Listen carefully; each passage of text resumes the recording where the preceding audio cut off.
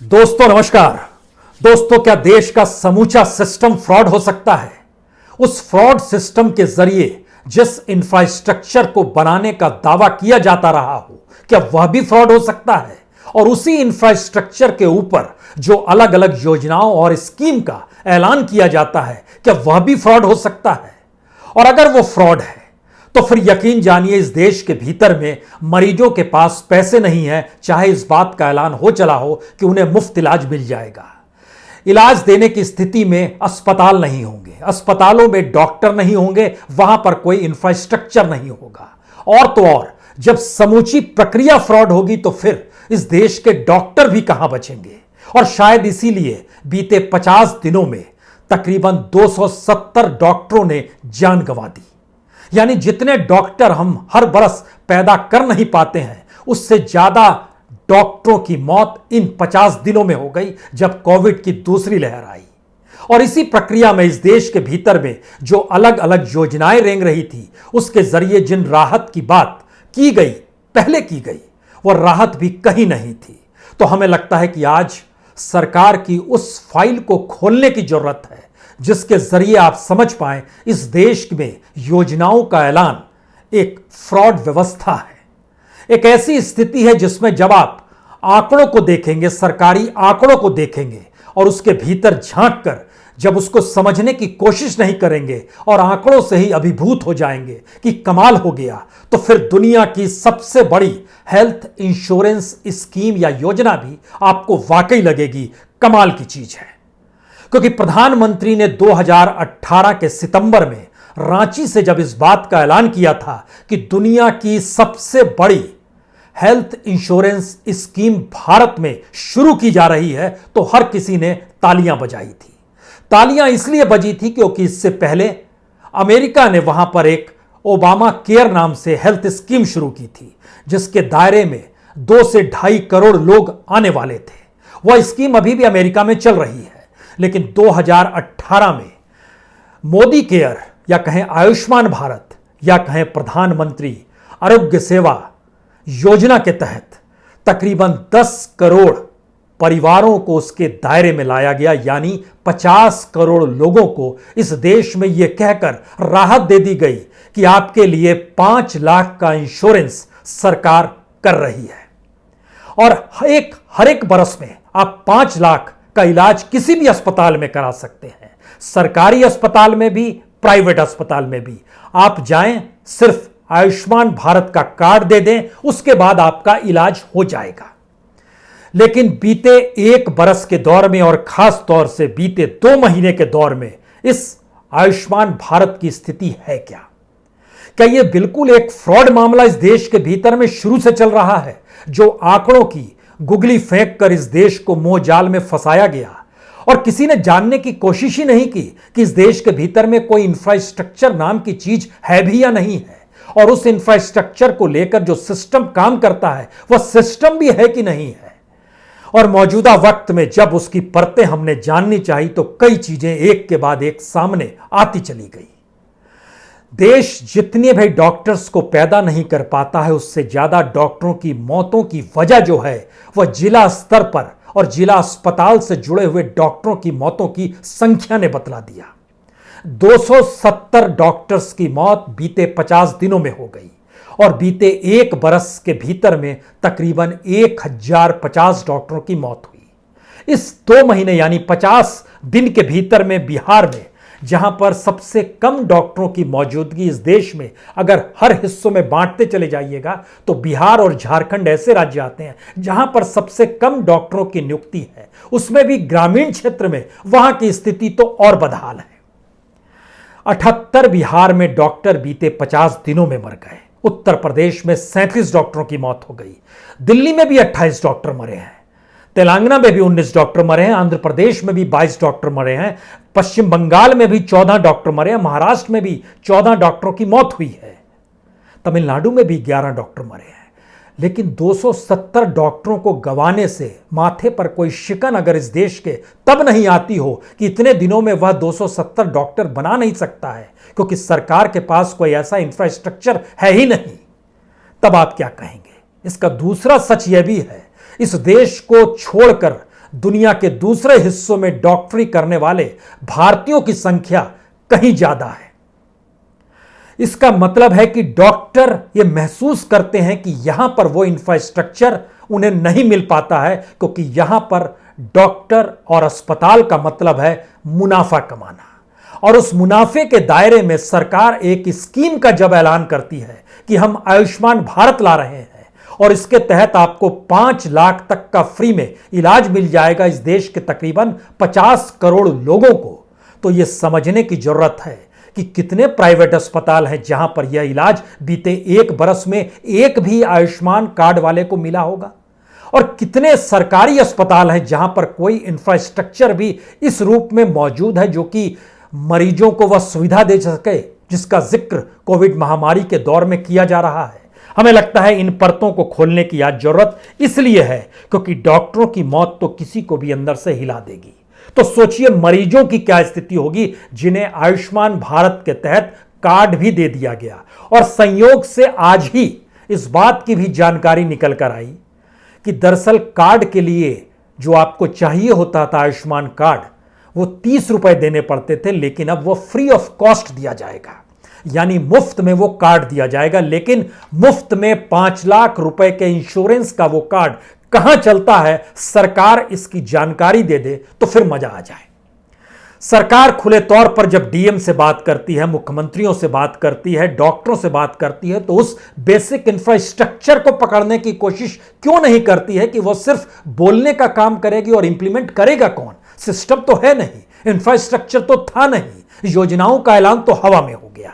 तो हमें लगता है कि दुनिया की सबसे बड़ी हेल्थ इंश्योरेंस स्कीम का कच्चा चिट्ठा आज आपके सामने रख दिया जाए, क्योंकि इसके दायरे में 10 करोड़ घर यानी 50 करोड़ लोग और किसी भी परिवार में कितने भी व्यक्ति रहें सबको 5 लाख के सालाना इंश्योरेंस के कार्ड देने का जिक्र था। इसके दायरे में कुल अस्पतालों की संख्या जो थी वह 24,432 लाई गई। इसमें जो प्राइवेट अस्पताल थे उनकी संख्या ज्यादा यानी 56% थी, यानी 13,681 प्राइवेट अस्पताल, सरकारी अस्पताल 9,850। दूसरा सवाल आपके जहन में तुरंत आना चाहिए, सरकारी अस्पताल 9,850 ही क्यों जोड़े गए, जबकि इस देश में सरकारी अस्पतालों की संख्या सरकार के डॉक्यूमेंट के हिसाब से 25,000 है। इसका मतलब बहुत साफ है कि इस देश के 25,000 अस्पतालों की जो संख्या है वो सिर्फ कागज पर है। वहां पर इलाज संभव नहीं है, वहां पर सर्जरी नहीं हो पाएगी, वहां पर मोतियाबिंद का ऑपरेशन नहीं हो पाएगा, वहां पर कैंसर का इलाज नहीं हो पाएगा, वहां पर आपके टखने नहीं जुड़ेंगे और वहां पर कोविड का इलाज भी नहीं हो पाएगा। तो सरकार ने अपने तौर पर जो 25,778 सरकारी अस्पताल है उसमें से सिर्फ 9,850 अस्पतालों को ही माना कि यह काम के लायक है। उसके भीतर की हकीकत भी हम आपको बताएं उससे पहले यह समझ लीजिए कि जो 13,681 अस्पतालों को चुना गया कि आपको पैनल में जोड़ा जा रहा है, जो आप आयुष्मान भारत के मातहत जो भी इलाज होगा वहां पर आपको मुफ्त इलाज करना पड़ेगा। जो भी पैसा आएगा 5 लाख के भीतर में 60% केंद्र सरकार देगी, 40% राज्य सरकार देगी। और इसके मातहत एक जानकारी निकल कर आई कि दरअसल मई 2020 में यानी पिछले बरस 1 करोड़ इलाज किए गए इसी के तहत। ये सरकार के आंकड़े हैं कि 1 करोड़ लोगों का इलाज मई 2020 में हुआ था। और एक डाटा बताया गया, वो डाटा बताया गया कि 13,412 करोड़ रुपए खर्च हुए, यानी प्रति व्यक्ति पर 13,412 रुपए का बिल निकल कर आया। और प्राइवेट सेक्टर में ये 75% बिल प्राइवेट सेक्टर में चला गया, 25% सरकारी इलाज में चला गया। अब इसके बाद एक दूसरी प्रक्रिया शुरू होती है। जब हमने प्राइवेट अस्पतालों से उस दौर की परिस्थितियों को जानना चाहा तो उनका बहुत साफ कहना था कि जो मरीजों का जो औसत खर्च है जो निकल कर आ रहा है वो सरकार की तरफ से जो दिया गया है वो 17,000 तक दिया गया है।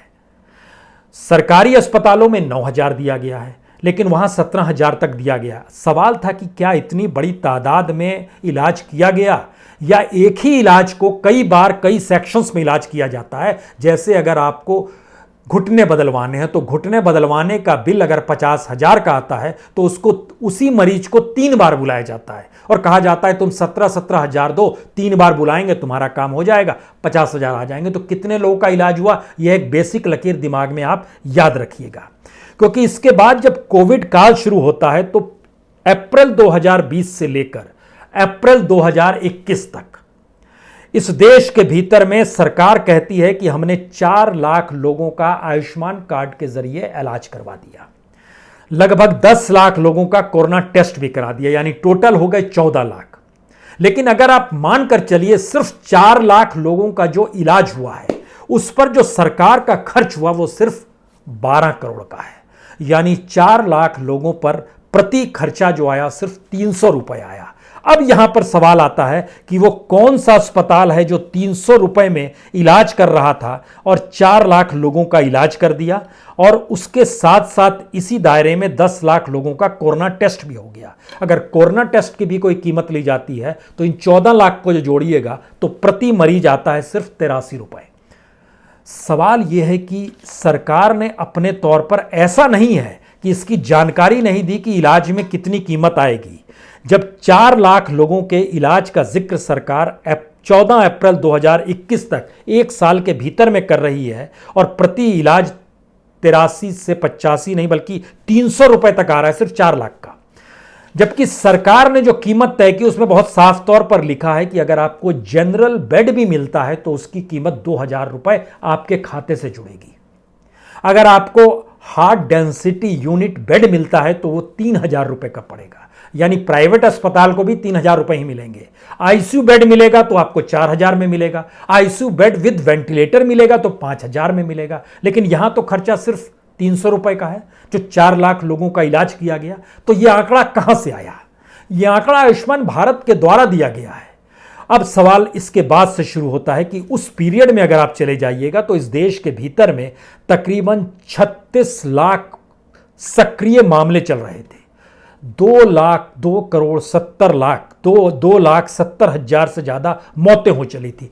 और इस 1 साल के भीतर में खुद आयुष्मान भारत और अस्पतालों ने जानकारी दी, बाकी सारे इलाज आयुष्मान भारत के तहत नहीं हो रहे थे, चाहे वो मोतियाबिंद का हो, चाहे कैंसर का हो, चाहे डायलिसिस का हो, चाहे सिजेरियन बच्चा पैदा करने का हो, चाहे बच्चों का इलाज हो, कुछ भी नहीं हो रहा था। सिर्फ कोविड का इलाज हो रहा था क्योंकि अस्पतालों के पास ऐसी स्ट्रेंथ ही नहीं थी।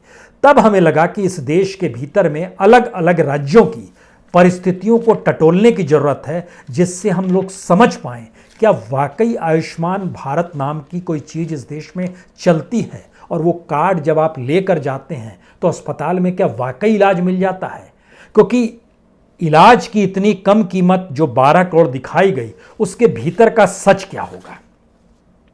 हमने इसका भी प्रयास किया। मसलन उत्तर प्रदेश में जो कुल परिवार इसके दायरे में लाए गए उनकी संख्या लगभग 1.25 करोड़ है, और जो डॉक्टर्स और अस्पताल यहां पर लाए गए, अस्पतालों की संख्या तकरीबन 2,600 अस्पताल हैं, जिसमें गवर्नमेंट के अस्पताल जो हैं 1,103 है। लेकिन जब आप पूरे देश की स्थिति को एक राउंड देख लीजिए तब हम उत्तर प्रदेश पे आएंगे। इस पूरे देश के भीतर में जितनी बड़ी संख्या में अस्पताल जोड़े गए इस आयुष्मान भारत को लेकर, उनकी संख्या, उन अस्पतालों को लेकर सरकार का नजरिया क्या है, उसकी तादाद, यह समझने की इसलिए जरूरत है क्योंकि सरकार ने खुद 2005-06 में एक बात तय की थी कि हर अस्पताल के भीतर में कम से कम मरीजों की देखभाल के लिए एक पूरी व्यवस्था होनी चाहिए, मरीजों के अधिकारों का पालन होना चाहिए, इंफ्रास्ट्रक्चर पूरा होना चाहिए, मरीजों की सेफ्टी पूरी होनी चाहिए। और इसीलिए उस समय बनाया गया था एक क्वालिटी काउंसिल ऑफ इंडिया, और इसके मातहत बनाया गया था national accreditation board for hospital. यह हमारा एक सिस्टम है, 2006 में बनाया गया था। हमने जब परखना शुरू किया कि इस देश के भीतर में कितने अस्पताल हैं और इन अस्पतालों की स्थिति क्या है, तो आपको जानकर ताजा डाटा हमारे सामने निकल कर आया। इस देश के भीतर में कुल आयुष्मान भारत से जुड़े हुए अस्पतालों की संख्या शुरू में 24,000 थी, आज की तारीख में यह 21,818 हो गई। इसमें से गवर्नमेंट के हॉस्पिटल 11,839 है, प्राइवेट हॉस्पिटल कम हो गए। बहुत सारे प्राइवेट हॉस्पिटल ने कहा इतनी कम कीमत में हम इलाज नहीं कर सकते हैं। यह सामान्य दिनों की बात थी। कोविड के पीरियड में तो कोई आयुष्मान कार्ड को लेकर इलाज करने की स्थिति में ही नहीं था, क्योंकि इतनी बड़ी तादाद में जब डिमांड हो गई अस्पतालों की, तो अस्पताल वाले जान गए कि यहां पर तो 50,000 से लेकर 50 लाख तक मांग लीजिए, मरीज की आर्थिक स्थिति देखकर लोग पैसा दे देंगे, तो ये कहां पर हम आयुष्मान कार्ड वालों को भर्ती करेंगे, जिसमें संभव ही नहीं है, क्योंकि सरकार ने उसका भी रेंज तय कर रखा है। यानी किसी भी राज्य में इतने अस्पताल काम करेंगे, उस अस्पतालों के भीतर में आयुष्मान कार्ड कर ले जाने वालों की संख्या इतनी होगी और इनके ऊपर सरकार जो खर्च करेगी वह भी इतना होगा। आप कल्पना कर रहे हैं ये कौन सी स्थिति है? ये एक ऐसी योजना है जो कैसे लागू होगी इस देश में किसी को समझ में नहीं आएगा, क्योंकि जब इसके कुछ और पन्नों को अब खोलने की जरूरत है। हमने आपसे उत्तर प्रदेश का जिक्र किया। उत्तर प्रदेश में 1.25 करोड़ परिवार, गवर्नमेंट हॉस्पिटल तकरीबन 1,103 सरकारी अस्पताल और 1,572 प्राइवेट अस्पताल। इसमें से जो गवर्नमेंट की जो क्वालिटी काउंसिल ऑफ इंडिया का जिसके पास कार्ड है, उसने सरकारी अस्पतालों में भी इस 1,103 अस्पतालों में से सिर्फ 31 को मान्यता दे रखी है। बाकी अस्पताल किसी काम के नहीं है कि वहां पर आपका इलाज उस लिहाज से हो जाएगा जो सरकार के मापदंड रहे हैं, 2006 से उन्होंने तय किया था। इसी तरीके से प्राइवेट अस्पताल में भी 1572 में से, उत्तर प्रदेश का हम सिर्फ जिक्र कर रहे हैं, 104 को ही मान्यता है कि वहां पर इस तरह का इलाज हो पाएगा जो कि मरीजों को ठीक सुरक्षित बाहर ले आके रख दे। यह कमोवेश हर राज्य की स्थिति है। अब आप सोचिए, उत्तर प्रदेश में जिनके पास कार्ड मौजूद है उनकी संख्या है 86 लाख, 86 लाख। हॉस्पिटल्स कुल हैं 2,549। जो टोटल पेशेंट्स हैं, जिसको कहते हैं कि hospital admission authorised in number, in hospitals में कितने बड़े पेशेंट जा सकते हैं, उनकी संख्या बताई गई 3,04,369।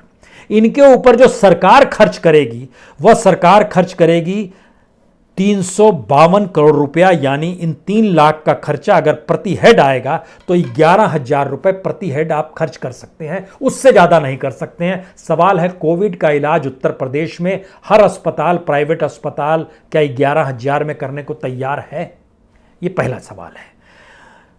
और भी स्थिति ऐसा नहीं है कि इस देश के हर राज्य के पेशेंट्स को बराबरी तरीके से इस योजना के तहत आंका गया। इसी के तहत अगर जैसे ही आप बिहार का जिक्र कीजिएगा, यह पैसा और कम हो जाएगा। और कम होने का मतलब यह है कि बिहार में लगभग 43 लाख लोगों के पास कार्ड है, 775 अस्पताल है। अस्पतालों में कुल संख्या जो पेशेंट्स की जाएगी वह तकरीबन 1,56,000 होगी।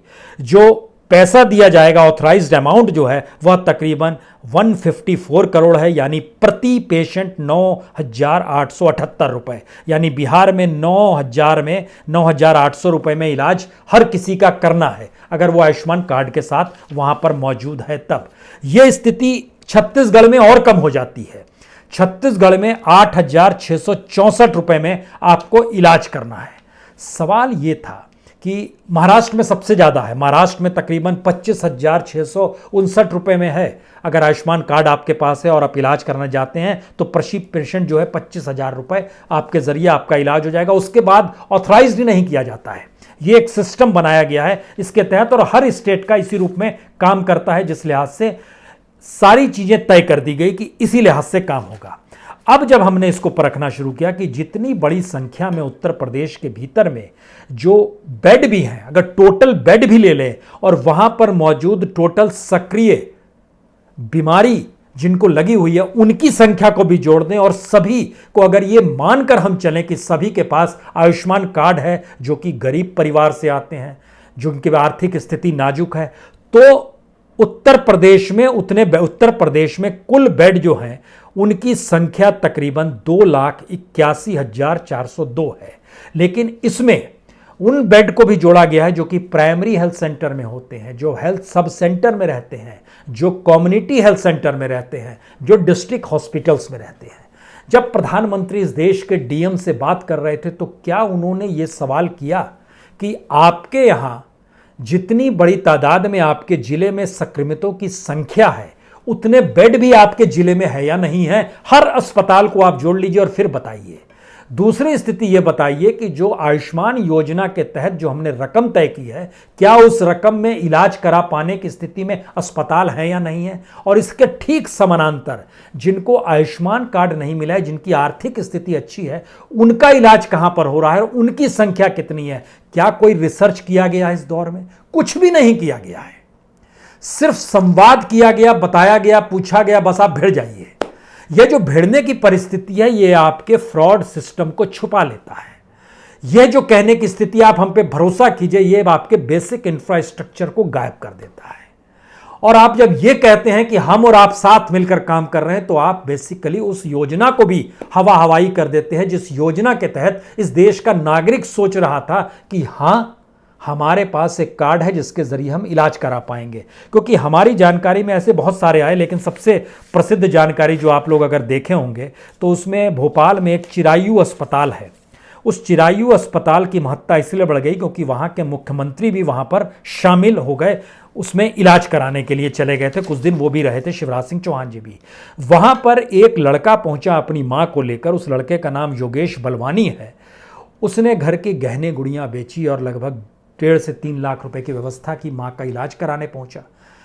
1.5 से 3 लाख जब हो गया, उसके बाद और पैसे की मांग हुई तो उसने अपना कार्ड दिखा दिया और कहा कि मेरे पास तो आयुष्मान का कार्ड है, इसमें 5 लाख रुपए के इंश्योरेंस है, आप क्या बोलो। उसने उसको बाहर कर दिया। अब आप सोचिए कि आयुष्मान कार्ड की महत्ता क्या है इस पूरे दौर में, खास तौर से तब जब इस देश के भीतर में मरीजों की संख्या बढ़ गई, अस्पताल कम हो गए, अस्पताल के भीतर इंफ्रास्ट्रक्चर कम हो गए। तो इंफ्रास्ट्रक्चर की जरूरतों के मद्देनजर क्या कुछ हो रहा होता। क्या किसी डीएम से प्रधानमंत्री ने पूछा कि आपके जिले में सिलेंडर जो है वो कितनी कीमत का मिल रहा है? और जब सिलेंडर मिल रहा है तो जो दवाइयां हैं उसकी क्या कीमत है? जिंक, विटामिन सी, क्रोसिन, ये सब जब 10 से 100 रुपए की कीमत लगाई जाने लगी हो और अस्पतालों के भीतर में अस्पताल ही को अड्डा मान लिया जा रहा हो कोविड बीमारी का, क्योंकि वहां पर एक मरीज आता है तो उसके साथ 2 से 3 अटेंडेंट आ जाते हैं, क्योंकि अस्पताल के भीतर में अटेंडेंट तक नहीं है। अब यहां से जिस सिस्टम का जिक्र हम आपसे शुरू में करना चाह रहे थे, उसकी अब आखिर में बेसिक चीज पर आइए। इस देश के भीतर में 810 जिला अस्पताल है। 2018 में, यानी जिस वक्त कोविड का नाम और निशान नहीं था, उस वक्त यहां पर काम करने वाले डॉक्टर्स की संख्या थी 22,827।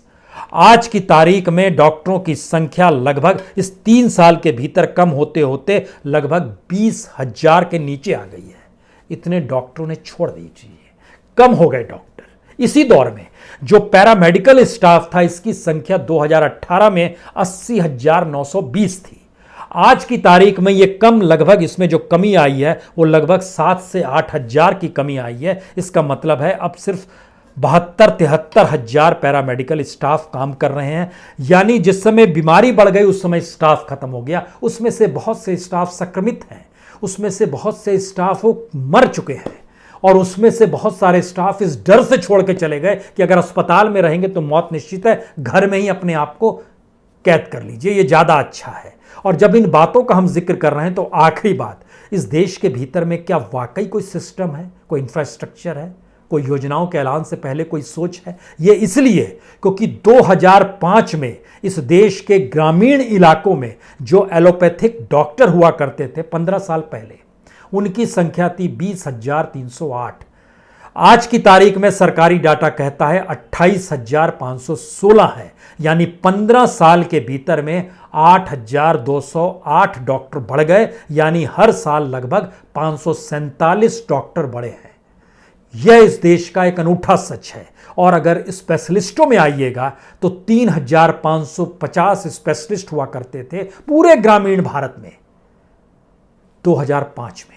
आज की तारीख में वो बढ़कर 4,997 पहुंचे हैं। यानी हर साल हम सिर्फ 96 स्पेशलिस्टों को ग्रामीण भारत में भेज चुके हैं। लेकिन जब इसकी भी हमने जानकारी हासिल शुरू की, कुछ जिला, हमने भी कुछ डीएम से बात की और ये जानकारी हासिल करनी चाहिए कि जितने डॉक्टर्स काम कर रहे हैं अलग अलग रैंक में, चाहे वो प्राइमरी हेल्थ सेंटर में हो, चाहे वो कम्युनिटी हेल्थ सेंटर में हो, चाहे हेल्थ सब सेंटर में हो, चाहे वो डिस्ट्रिक्ट हॉस्पिटल में हो, क्या उनकी तादाद में तो कोई कमी नहीं। रैंडमली हमने कुछ बात की, यूपी, बिहार, महाराष्ट्र, जब जानकारी निकल कर आई तो डॉक्टरों की कमी इस दौर में हो गई है, क्योंकि बेसिकली डॉक्टर्स को जो इंफ्रास्ट्रक्चर चाहिए वो इंफ्रास्ट्रक्चर उन अस्पतालों में मौजूद नहीं, और कोविड वहां पर फैलते चला जाता है।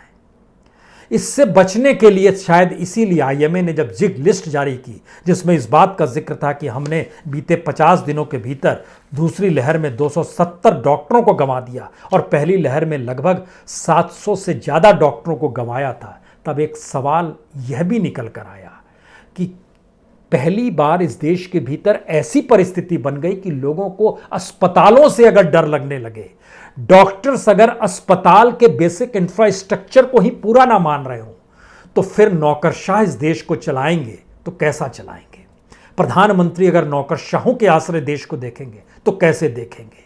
और इस देश की सुप्रीम कोर्ट अगर टास्क फोर्स भी बनाएगी तो वह हॉस्पिटल के मालिकों को लेकर अगर एक टास्क फोर्स का निर्धारित कर देगी, और वो तमाम प्राइवेट अस्पताल के मालिक जिनकी पहली और आखिरी स्थिति मुनाफा अस्पताल को कमाकर देना ही है, इसीलिए वो अस्पताल खड़े किए जाते हैं। इसीलिए दुनिया के अलग अलग इलाकों में जो डॉक्टर्स भारत के गए हैं, चाहे वो यूएई हो, चाहे वो सिंगापुर हो, चाहे वो अमेरिका हो या ब्रिटेन हो, कुछ डॉक्टरों से जब हमने बात की, उन्होंने बोला कि इस देश के भीतर में डॉक्टर इलाज नहीं करता है।